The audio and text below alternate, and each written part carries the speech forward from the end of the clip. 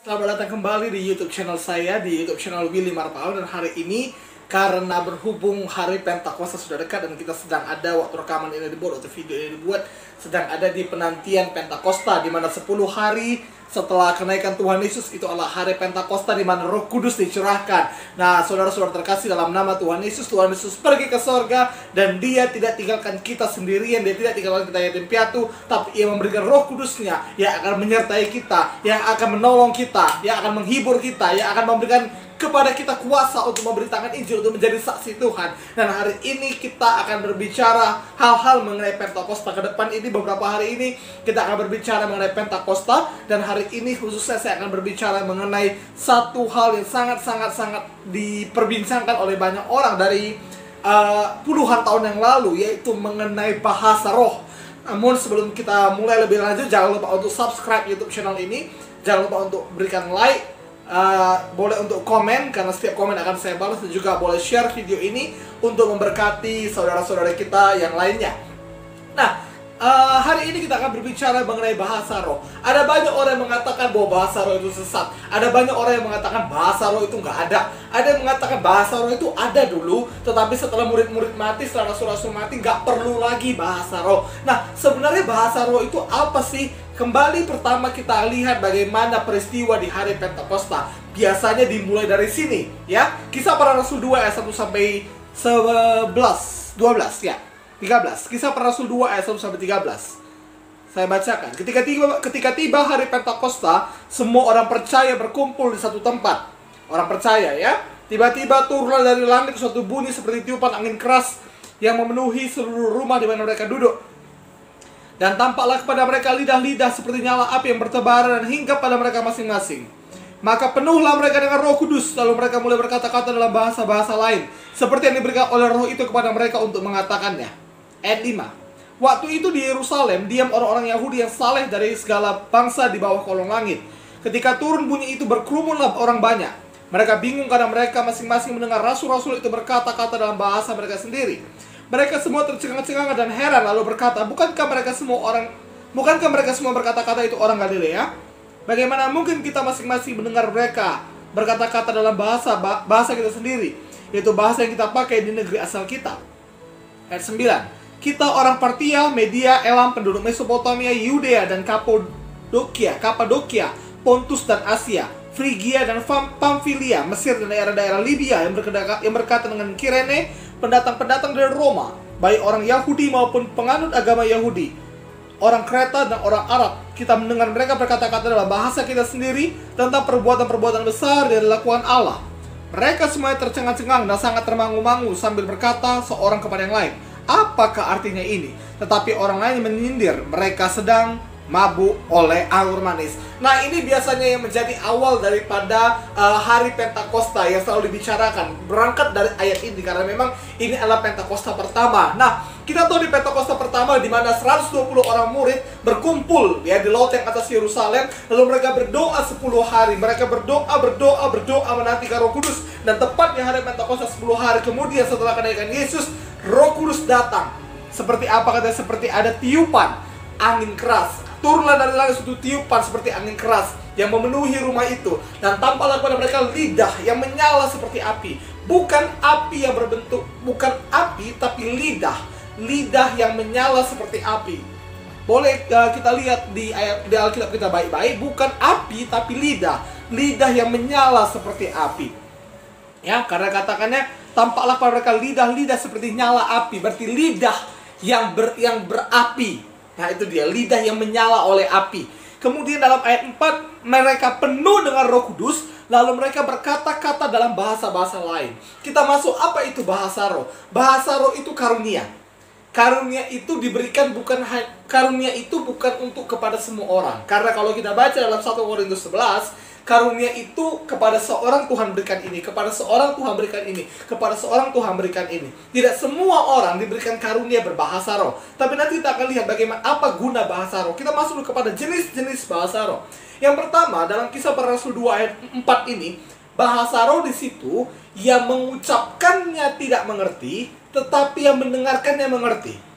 Dia mengucapkan suatu bahasa, tapi orang lain yang ngerti bahasa itu ngerti. Karena di sini ada orang-orang dari Partia, media, Elam, banyak itu. Mereka dengar, mereka tahu, oh, rasul-rasul sedang mengatakan ini, orang-orang sedang mengatakan bahasa kita. Mereka kan orang Galilea, tapi kenapa mereka bisa menggunakan bahasa kita? Mengapa mereka bisa mengucapkan bahasa mereka?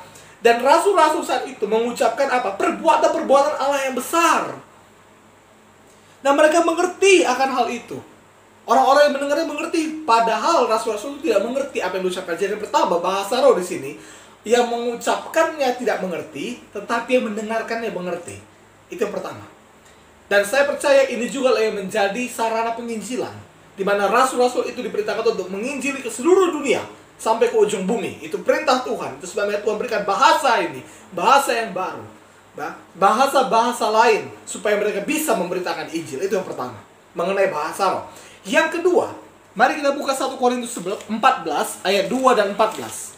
1 Korintus 14 ayat 2 dan 14. Saya bacakan. Siapa yang berkata-kata dengan bahasa roh tidak berkata-kata kepada manusia, tetapi kepada Allah. Sebab tidak ada seorang pun yang mengerti bahasanya. Oleh roh ia mengucapkan hal-hal yang rahasia. Ayat 14. Sebab jika aku berdoa dengan bahasa roh, maka rohkulah yang berdoa, tetapi akal budiku tidak turut berdoa. Nah, Rasul Paulus mengajarkan di sini, bahasa roh yang kedua ini, jenis bahasa roh yang kedua, yang mengucapkan nggak ngerti, yang dengar pun nggak ngerti. Tapi dia berdoa dengan rohnya kepada Allah, kepada Tuhan, langsung. Dia nggak ngerti apa yang diucapkannya.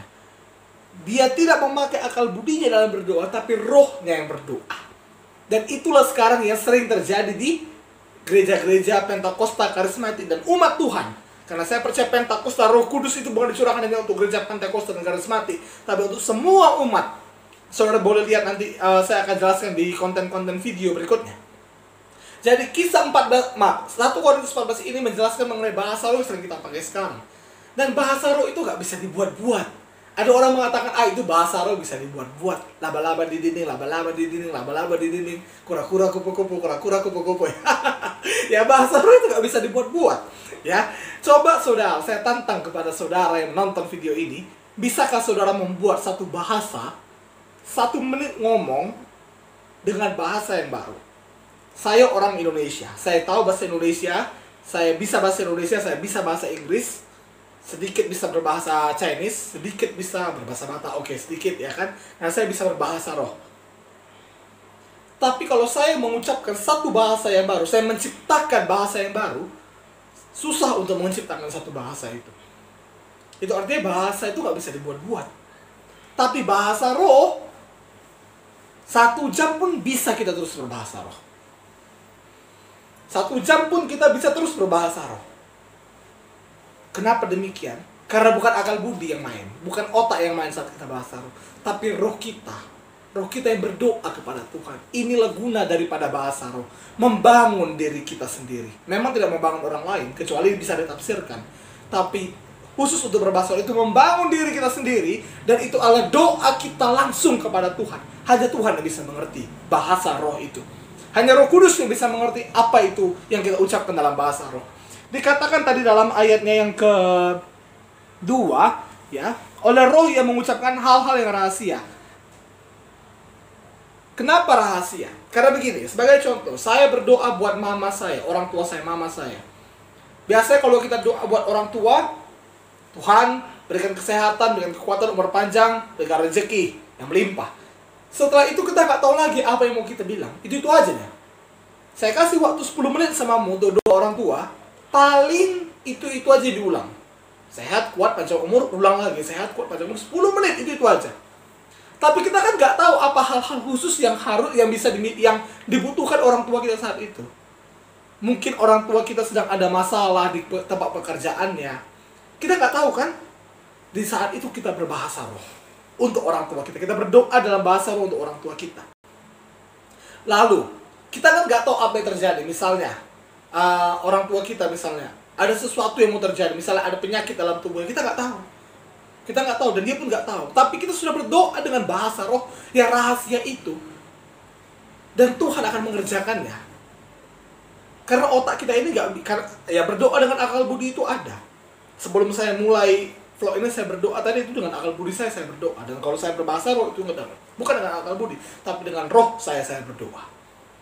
Itu sebabnya mulai berbahasa roh. Bahasa roh itu tidak sesat. Tapi saya tidak memaksa saudara untuk berbahasa roh. Karena apa? Karena itu karunia. Saudara mau bahasa roh, minta sama Tuhan. Saya di sini bukan mengajarkan saudara berbicara dalam bahasa roh. Saya mengajarkan apa itu bahasa roh dan apa jenis-jenis bahasa roh. Caranya supaya kau dapat minta sama Tuhan. Rindulah, berdoalah kepada Tuhan. Jadi bukan karena gereja Pentakosta harus bahasa roh. Bahkan diajari lah jemaat ada bahasa roh. Mulai tata, papa. Bahasa roh itu kerinduan, bukan dipaksa. Ya, kita harus betul-betul haus akan karunia Roh Kudus, akan bahasa roh. Dan bahasa roh itu menyegarkan kita. Bahasa roh itu membuat kita menguatkan kita. Saya sudah mengalaminya. Setelah kadang kita dalam hidup ini kita nggak tahu lagi apa yang harus kita lakukan. Kita nggak tahu mau berdoa buat apa lagi. Kadang kita nggak tahu lagi mau berkata-kata apa lagi sama Tuhan. Kadang masalah begitu berat, kadang tekanan begitu luar biasa menekan. Yang bisa saya lakukan hanya berbahasa roh. Shandara laba kura laba shikira laba kara laba takara laba yandara laba sandara laba tikira laba tang. Yandara laba kura laba syakara laba takara laba yandara laba kura laba syakara laba tang. Yandara laba kura laba syakara laba kara laba kira laba sandara laba tang. Dan ketika saya berdoa berbahasa roh, ada damai yang mengalir. Saya merasakan. Kadang di sepeda motor saya, saat saya di kendaraan pun, saya mungkin ada dalam masalah. Dan kalau saya mengeluh, kalau saya sedih, bisa-bisa saya tertabrak saat itu, kecelakaan. Tapi daripada saya mengeluh, daripada saya frustasi, saya menyanyi pujian, dan saya berbahasa roh sepanjang jalan. Ya bukan berarti juga kita kuat-kuat bahasa roh di jalan. Karena bahasa roh itu untuk orang yang percaya.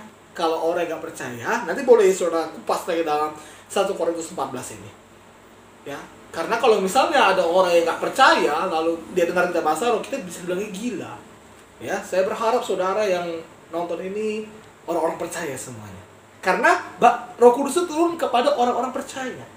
Ya, dalam kisah para rasul tadi kan dikatakan bahwa Roh Kudus itu memenuhkan orang percaya berkumpul suatu tempat, turun dari langit Roh Kudus. Nah, jadi Roh Kudus turun kepada orang percaya, itu sebabnya kita harus percaya dulu. Tapi kalau saudara tidak mau terima bahasa roh, karena itu karunia. Karunia itu apa? Karunia itu seperti fasilitas yang Tuhan berikan. Sebagai contoh, saya pergi ke mall. Ya, mall itu mungkin ada 5 lantai. Lalu saya pergi sama teman saya. Ya. Dan saya katakan, kita naik eskalator saja ya. Supaya cepat. Supaya bisa mandang-mandang. Atau kita begini, saya misalnya bilang pada teman saya, yuk kita naik lift saja. Ya, kita naik lift. Supaya cepat. Ya, kita naik lift supaya cepat. Jadi nggak perlu kita lewati berapa lantai. Tapi ada orang, dia naik eskalator. Lalu saya katakan, oh ini eskalator sesat tuh. Nah, betul itu. Bisa saya bilang seperti itu? Tidak bisa. Karena setiap orang punya kerinduan masing-masing. Begitu juga saya. Kalau misalnya saya naik lift, lalu ada orang naik eskalator, dia mau cepat. Saya naik eskalator, dia naik lift. Ada orang lain naik lift, saya naik eskalator. Lalu saya katakan naik lift itu sesat itu. Bisa saya katakan sesat? Tidak bisa. Mungkin dia harus cepat-cepat naik ke atas. Sedangkan saya mau mandang-mandang dulu. Itulah karunia bahasa roh itu. Kalau engkau mau cepat diangkat Tuhan dalam hidupmu, kalau engkau mau doamu banyak cepat dijawab Tuhan, berbahasa roh lah. Tentunya dengan hati yang rindu, dengan hati yang haus akan kepenuhan Roh Kudus. Amin. Jadi bukan bahasa roh itu bukanlah untuk diperdebatkan, bukan untuk perpecahan antar gereja.